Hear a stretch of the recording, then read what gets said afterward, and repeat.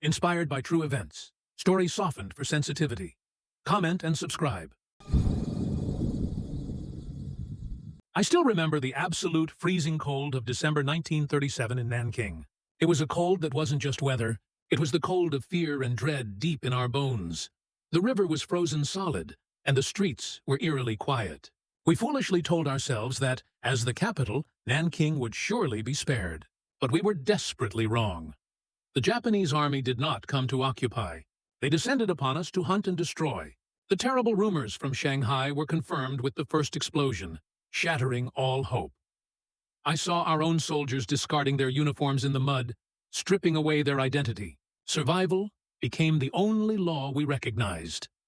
They began gathering the prisoners, thousands of them, herding them through the broken city streets, down to the banks of the mighty Yangtze River.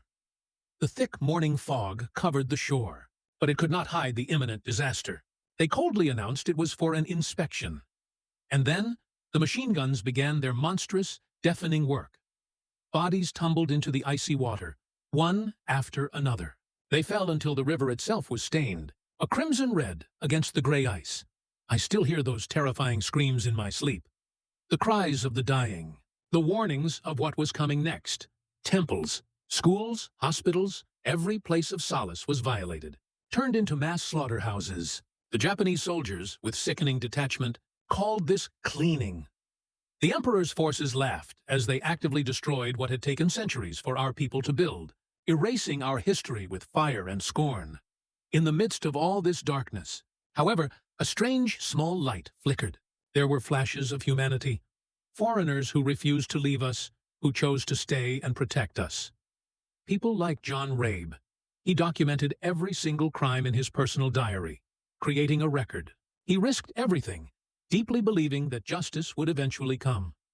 When the Japanese army finally withdrew their forces, Nanking was no longer a city of people. It was a giant, silent cemetery. I survived, yes, but a fundamental part of my very soul remained trapped there, forever frozen in those icy, destroyed streets.